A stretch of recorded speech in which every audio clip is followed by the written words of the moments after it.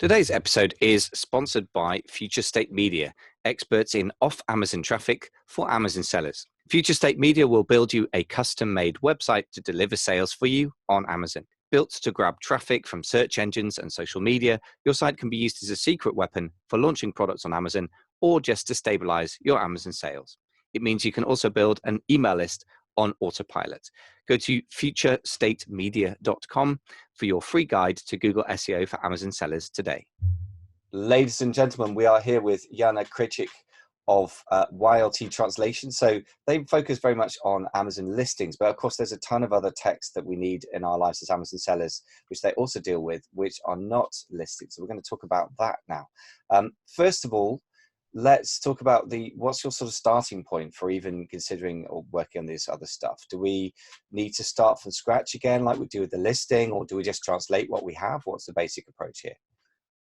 Well, basically all the other translations that sellers need as, for instance, image translations, packaging translations, follow-up emails, Q&As, you don't need to insert any of the keywords there. When it comes to image translations, a lot of people ask, are these keywords going to be, ranked or not? I have never got any confirmation about this, but sometimes people use keywords, sometimes people don't get keywords, and they do get indexed, they don't get indexed. So it's a really 50-50 chances. It's all about A/B testing. So I would encourage people to do maybe a couple of versions with keywords, and then just do the split testing as well. One thing I know in EBC, when you have images over there, is that in the name of this picture you upload, you can write a long tail keyword, and that is supposed to get indexed. This is also what I've heard from one of the customer representatives in Amazon. So I would also suggest A/B testing, but definitely I think that it might work because the algorithm scans through all of the listing, and then this gets scanned because it's a file name. It's not a picture, it's actually a file name. So I would say that that would be a good idea. When it comes to follow-up emails, you don't need any keywords at all. Customer Q&As, reviews are very important for the idea of keywords as well, because I don't know how many people know, but you can also get keywords from your reviews. So basically, and you can also find out what other usage your product can have, something you have never thought of. Like, for instance, we have like this painting marker, and then it was for kids, but the review said that the customer could fix his chair color on the leg of the chair with that, and it was like such a good product because it was like a really high quality color. So if a lot of people mentioned that, you might want to put it in your listing. So when you give an answer to the review, you might also want to use keywords, because the keywords also get scanned, and then also because of the keyword from the review, your product can also show up. So for the product Q&As and review answers, you should use some keywords as much as makes sense. Also, when it comes to packaging translations, you don't have to use any keywords because it's just a text on your packaging that doesn't get scanned by any algorithm other than the barcode scanner, and that's basically it. Great. So there are some places that you still need to think about keywords. Yes. So in the image names, that makes sense. And again, you might as well try it just in case, because the worst case scenario is you optimize the image file names and it doesn't do anything. It's not going to take you very long, but also A/B testing for everything. If in doubt, test. Absolutely agree with that. The other thing, though, that you've just put a nice little hack, answering reviews, you can use keywords, and that helps your Amazon listing rank, right? That gets reviewed. Is that right? The answers to yes, exactly. Right. There's also a little really nice tool also from Helium 10. It's called a Review Downloader. And then, for instance, you can also research your competitors' reviews like that. So you can go to the competitors page, and if he has like 50 reviews, you can download all of them, and this little tool will extract all of the keywords he found in the reviews. So you can also get keyword ideas that way. Well, Helium 10 seems to be willing out as your favorite tool here, which makes sense. Definitely, yes. Yeah, it's pretty good, and we can also get people a small deal on that if they want to check the show notes. By the way, the show notes for this, as every other episode, if you go to kcollective.com. I'm not even sure which episode number this is, somewhere in the 40s now because we're producing so many, but it might be worth it as ever to review the details. So let's talk about packaging then. So obviously you don't need to worry about keywords. So I guess you're free to think more about the other issues we've mentioned in the previous episode, which is the style and storytelling and other things, right? So what's your approach to packaging translations? Well, the packaging translation is basically you have to listen to your client. So you have to be on the same page. So the clients have very strict instructions about the packaging. Like, would they like to have like this jolly message on them, or pretty strict, or just like some basic information? We don't use any graphic designer skills, so we just deliver the text, and then they do make the fonts and other things. But you really have to listen to the customer, what they want what kind of message they want to deliver. As I said, it's very important what type of product they're selling. You know, it's not going to be the same if they're selling a teddy bear or some baby shower basket, or if they're selling screwdrivers and garden tool. So it's really important. And some of the customers want to have like this word play. Some of them want very, very strict.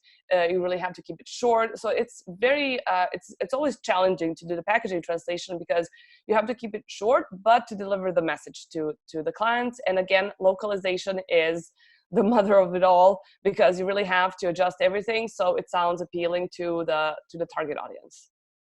Okay, localization is the mother of it all. I like it. I think that's the key to everything we're saying in these episodes with you. It seems really like, in the end, you've got to have a native speaker or somebody who's really as close to native speaker as possible to get whether it's sort of going to feel right to that culture or not. And that's quite a subtle thing, right? It's very hard to train a machine to do that, because it is a human nuanced decision. So I think that's yeah, exactly. And you said also a really interesting thing in the previous episode about how putting in and setting in keywords in the listing and making it all sound very native is really complicated. And at first, and I could totally agree with that, because at first I worked with people who were very, very like native speakers, but you know, they were born in another country, and then at the age of 5 they moved elsewhere. So they basically spoke the language for about 20 years or something, but they were not a good fit for the listing. So even them were not good fit for listings, because there are some like small like things that natives would they would just pay attention to when they insert these keywords, and they would just say, no, this doesn't sound good to me. It sounds a bit weird. So you really want to have a native speaker, because they're the only ones who can incorporate these keywords. Sometimes it's very, very hard to incorporate it in a very highly specific technical text. So you really want to have somebody who's absolutely native in the language and who studied language, I don't know, was working as a journalist, SEO within the industry. You really want to have top-notch people for that, because you don't want I don't want a client coming back to me and saying, wow, this sounds really weird. And then I say, yeah, but it's a weird keyword. And if it's a weird keyword, then you don't use it. You just have to save something, then you put it in backends, like really good keywords, which you cannot use because they sound weird. You can always put in backends. The most important thing is never to repeat them throughout the listing or backends, like never to repeat the keywords, because you want to maximize the number of the indexed characters, definitely. Okay, so we're getting back onto listings here. So just let's deal with this, because it's a question that comes up. Mm-hmm. Repeating keywords or not repeating keywords. I've had very different things from some pretty serious sellers. What's your view on that? You shouldn't bother repeating keywords then? Well, I see a lot of people repeating long tail keywords. And what happened to me recently for the German market is that a lot of people don't actually understand. And these were like really big sellers, because we were working with a lot of high figure sellers. And so he told me there was a German listing saying, what was it? I can't remember, but it was a long tail keyword. And the first keyword was repeating, because it is a long tail keyword. And you cannot just, separate long tail keywords. It's actually one, but it consists of two words. So we had like one word, which was the same. And then the second word, which was changing, like travel mug, plastic mug, reg mug, but you have to keep it like that, because it's all results of one keyword. And he told me, like, why were you repeating the keywords? Like, this is not okay. Like, you repeated it like 30 times. And we always mark keywords in red. So it's very, very transparent. Where is the keyword and what consists of 2 or 3 words? And I just told them, like, we're not repeating keywords. This is one keyword, and we have different variations of different long tail keywords. And that is something completely different than repeating the same keywords, which you definitely shouldn't do. Because you want to be indexed for as many keywords possible. Of course, I'm not talking about overstuffing the listings or anything, but basically you should not repeat the keywords you already use. So if you use a travel mug in title, you never repeat it again, not even in backends. If you use the red mug in the first title, you don't repeat it anywhere else. But it's okay to use long tail keywords because they're all considered as one keyword. Basically, you can get indexed for about 20 to 30 keywords per listing, depending on the length of your listing. Okay, so 20 to 30 keywords, that's a worthwhile figure to have Yeah. there. And that sort of ties in with what I tell people and as clients and most of my friends who sell on Amazon say. So just to clarify about this thing then. So if I had, for example, travel mug, I don't want to repeat that ever. That makes sense. But what about if I have red travel mug, blue travel mug made of plastic, travel mug with handle? Is that, those are, I suppose we have to clarify what we mean by keyword is a phrase, really, isn't it? I mean, it's Yeah, never just one word, but actually it's a syntagm. So if something like that shows up and it's like that in the search result, that is one long tail keyword, and that counts as one keyword. So according from my experience, it's always going to be like long tail keywords used once per listing. Of course, some of the parts of the keyword have to repeat, but it's a different keyword.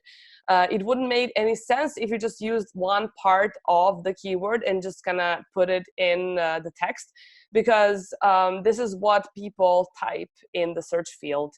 And I don't think that people would get such good results if they just used adjectives which come with the main word within this syntagm.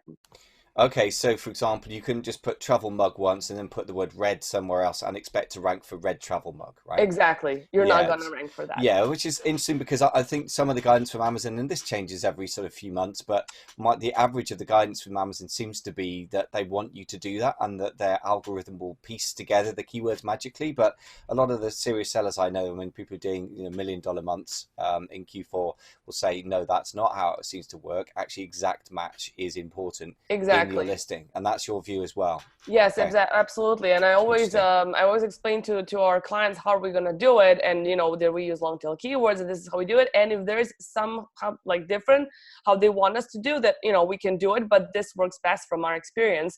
I don't think that the algorithm would all the time necessarily combine the things together, connect the dots.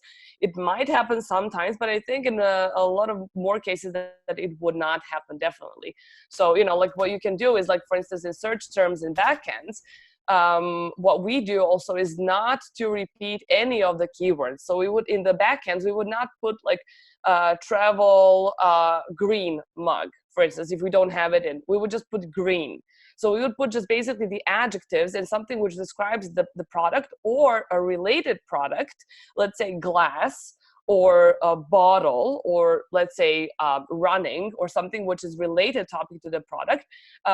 We would put that in backend. So your product can sometimes show up for some related product, and then your product, if they buy it, then the product can show up in the frequently bought together, and you get a really good commercial with that advertisement for your product. So I think that I would stick to that when it comes to backends, but when it comes to listing, I wouldn't do that. We had really good results using the long tail keywords.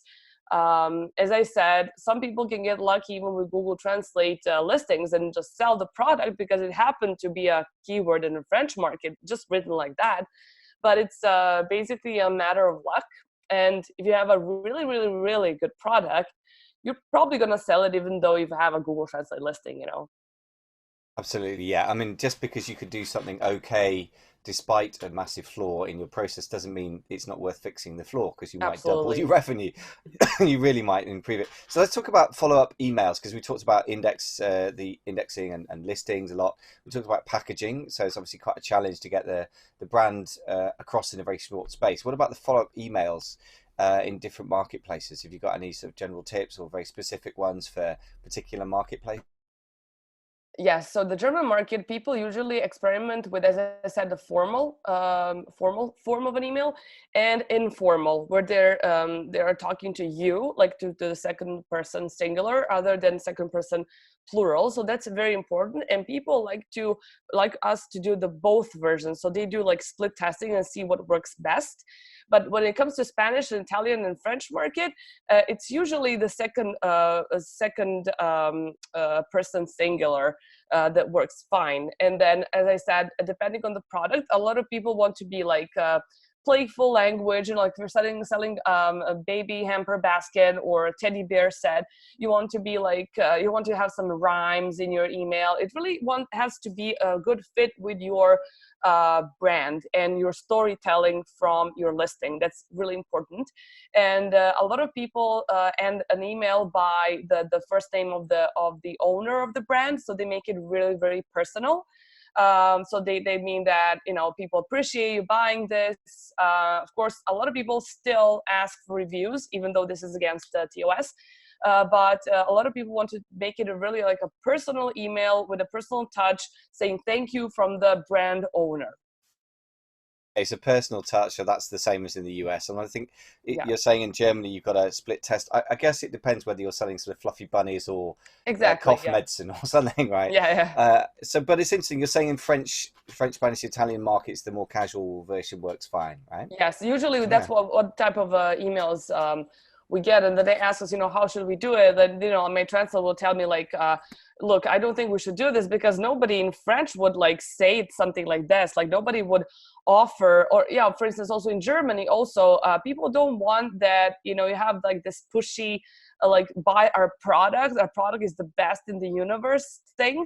They just want, you know, people to they just want the German audience decides if they're going to buy the product or not. They don't want to be pushed into buying something they really don't like. So, you know, that bits of a salesy language is a no-go also for the German market. Yeah, and the other thing is that even between America and Britain, shocking as it may be to some Americans, there is quite a big culture difference, which I think is sometimes not acknowledged. I mean, it's very Americanized. I mean, look, I spend my life speaking to Americans in the podcast, of course, so I'm particularly in that sort of Americanized world. But when it comes to sales language, I mean, some of the emails that I've had, sort of follow-up emails from American-based sellers, and it's just a bit mental. It's sort of, awesome, you're the best person in the world. I Right. always think, you've never met me, Exactly. you don't know that. And by the way, that's great if you're selling to Californians. I guess even within America, there's a huge variety of responses to that kind of email. But I would encourage you to, even if you're British American and selling to Brits, to kind of change the language a little bit, because Yeah, like that that to be that that's pushy and not be how it like, dude, works. I'm Yeah, not comfortable with this. no, You know, this no, is like this, you're fabulous, you are the star, you're a superstar, blah, blah, blah. You yeah. know, like I don't think that people like that. And I know, like, because I've been speaking at a lot of these conferences, and then, you know, like when an American speaker pops up, you know, people in Europe are like, you know, because a lot of Americans, they just use like their, you know, overly salesy, like fabulous, like cursing and stuff like that. And people in Europe are like, well, you know, he's just, you know, American, you know, like it's like, what's your thoughts on this? It's like, oh, he or she, they're just American, you know. And people just can understand that that's like how their culture is, and that's it. And it doesn't necessarily mean that they like it or not, but people in Europe, they have completely different style of presentation, speaking, writing listings, and everything.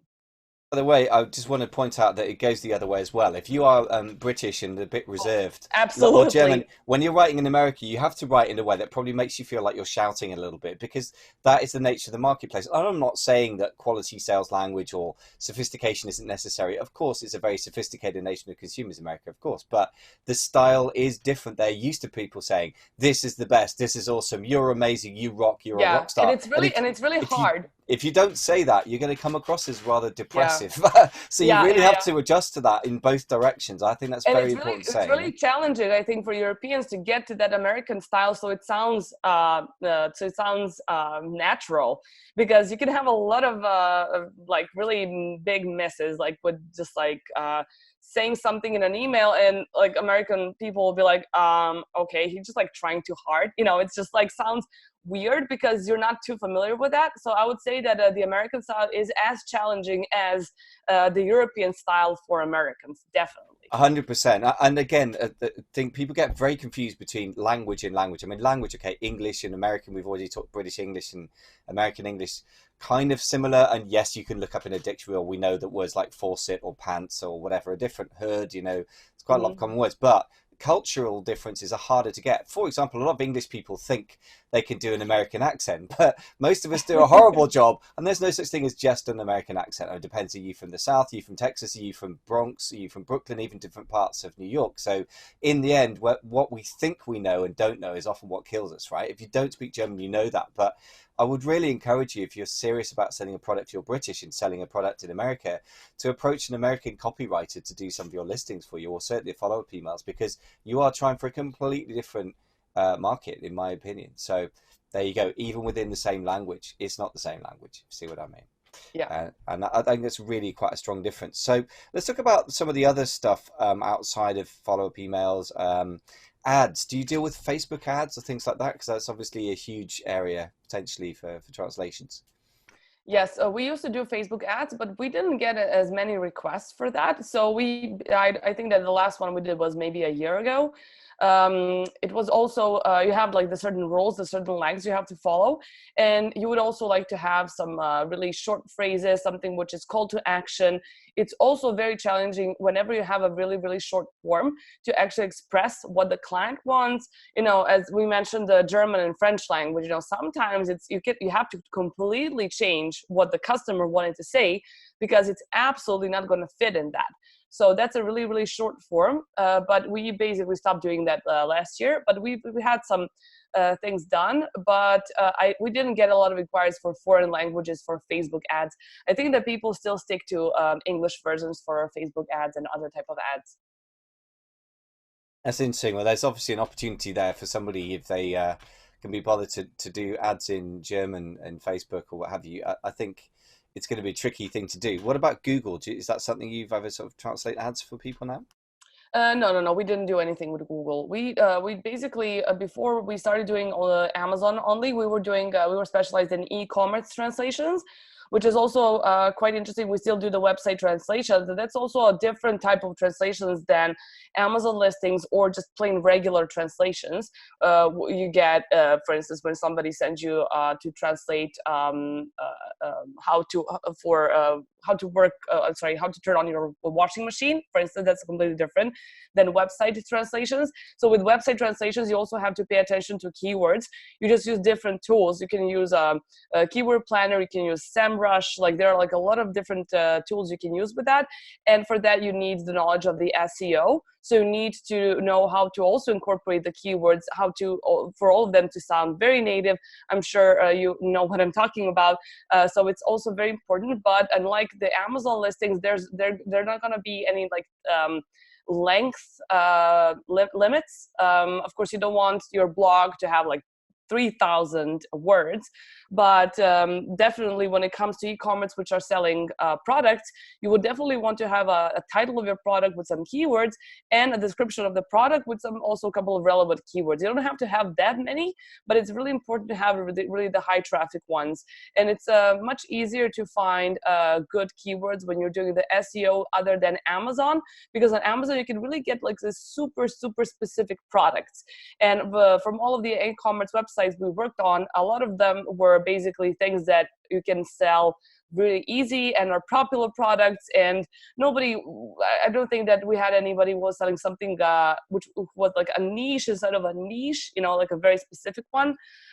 So that's really important, the keywords as well when doing the website's translation. Okay, so is website translation something you do a lot of, and is it basically for people who mostly sell on Amazon, or is that something you've got a sort of quite a big portfolio? It's quite different because a lot of people who sell on Amazon, they also have their websites because they also want to have other sales channels. But we also have a lot of sellers who just sell online, like they have their own like website, not even like Shopify and stuff, just like regular websites. And we also do a lot of proofreading of these websites and correction. And we do a lot of that for Scandinavian languages. We just recently was speaker at this event Copenhagen for the Danish industry e-commerce, and we got a lot of people who were interested in actually checking the website, and I was really surprised how many people just used the Google Translate, or a lot of college students, they paid them like 3 cents a word, and they were just kind of, selling the products. I mean, that did not stop them from selling their products, because a lot of them were fairly good products.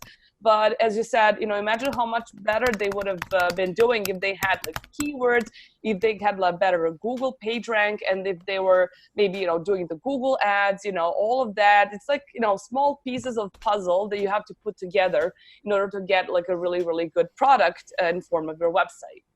Yeah, I think one of the classic errors is that people get a good enough result, but they don't examine scientifically, if you like, how they're getting it. So they don't know whether it's good. If your product should be getting excellent sales and it's merely getting good sales, that's actually not a good result. So there's something wrong with your process. And I think if you've got a very strong product or strong brand, that can compensate for a lot of things, which is great. But that doesn't mean that you won't massively increase things. And especially if you're paying for traffic in any form, whether it's SEO or ads, to not optimize for conversion seems to me absolutely crazy, because quite often the break even or loss or profit difference to the entire system comes down to quite small differences in percentage of the conversion rate. Right? If you're breaking even at 2%, you're losing a lot of money at 1.5%, and you're making a lot of money at 3%. Right? So yeah, why you wouldn't optimize for that is, I guess we just get overwhelmed. But I just encourage anyone who's got any listing, whether it's on Amazon or on their Shopify or whatever,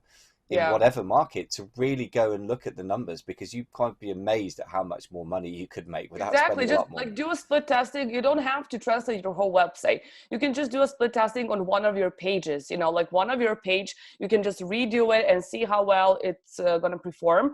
I mean, I always take my own website as an example, because I know how much traffic we got after we optimized our website about a year and a half ago. So now we basically, when you type in like Amazon listing translations or listing translations, we rank second or first, depending on the market. Like for instance, for the US market, we ranked second, which was amazing. And then just a year and a half ago, we were like basically on page 4 or like nowhere to be found.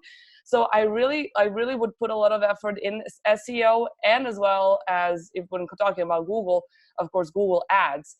But I think that a lot of people, for instance, find us on Google. They don't even look for ads or anything. They just kind of type in. They're like, well, I might want to try this service as well. And what I also would recommend people on websites is, for instance, we have chat, and people love to have real-time chat, not the auto chat bot, but people want to have like a real person, and they're over, like they're super happy when they have a real person on chat answer their emails, and they feel like you're devoting time to them. And basically almost every person that went on our chat sent us an email, and we closed the deal with the person. So I would say that having a chat or something which implies that an actual human is going to answer your problems, or that the client is going to feel valued, I think that's going to also add to the whole value that your website has. That's very interesting. So you found that people translate from chat to email to becoming clients. That's Absolutely. A really powerful bit of personal experience. I mean, obviously you're in the business of selling services, business to business, rather than physical products, business to consumer. It's more B2B. But nevertheless, it implies it's very powerful. And what's interesting, and there are all these different approaches. We've had people on the podcast talking about chatbots and automated flows, but it's always interesting to come back to the human-to-human interaction, because in the end, it's hard to overcome that sense of nuances and what's the right next thing to say from a well-tamed person. Exactly. But like right now, you can really get cheap people. Like you can have like, I think $1 per minute. Like we use talk, TAWK.TO. And they offer like $1 per minute assistance. So when somebody from my team is not online, I can always hire somebody there. And even though they don't have like all the answers or something asked very specifically, they can say like, you can send us an email and like our team is going to get back to you. But you actually talk to a real person, and then you can feel the difference between having to talk to a robot and to a real person.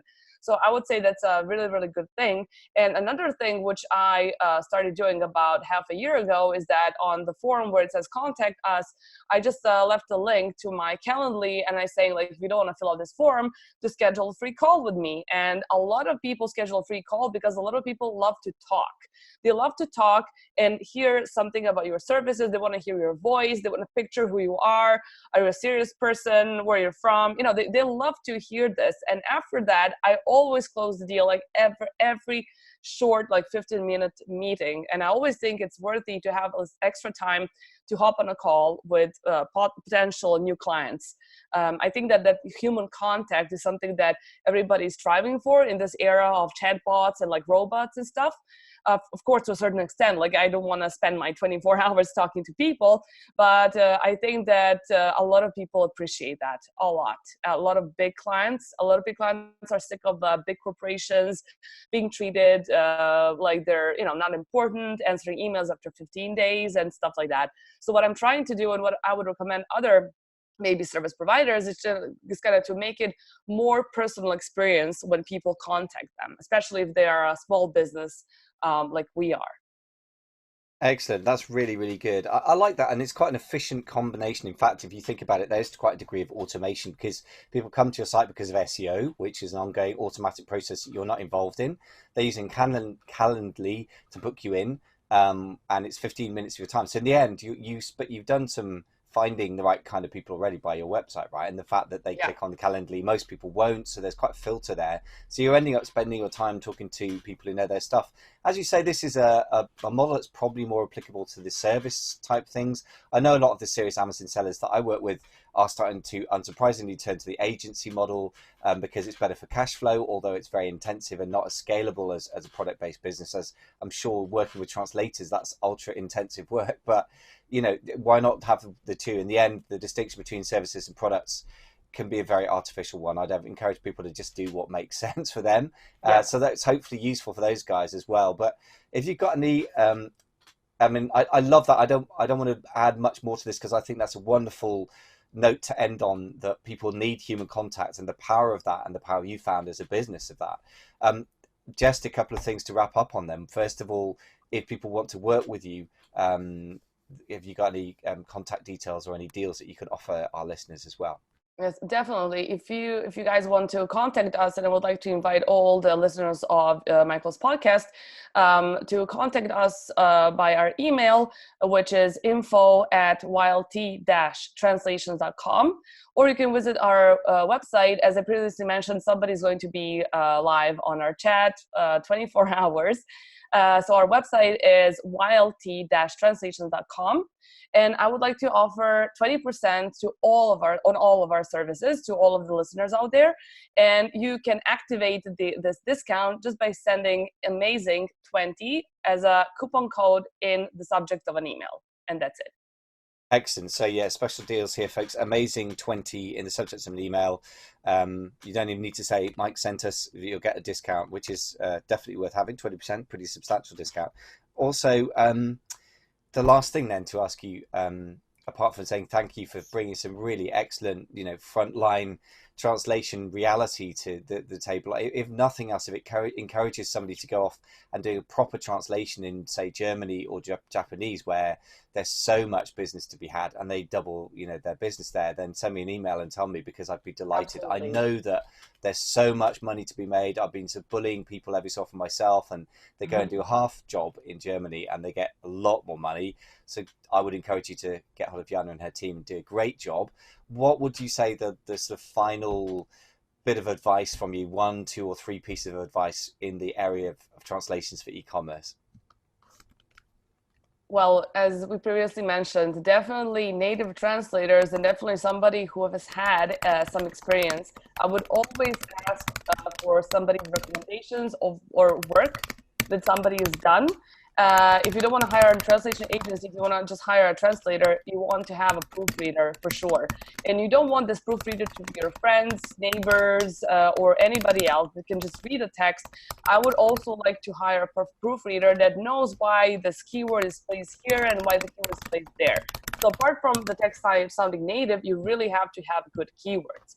And number 3 is please don't use Google Translate. It's not going to do you any good. You might get lucky and it is for free, but things that are for free usually cost us the most at the end.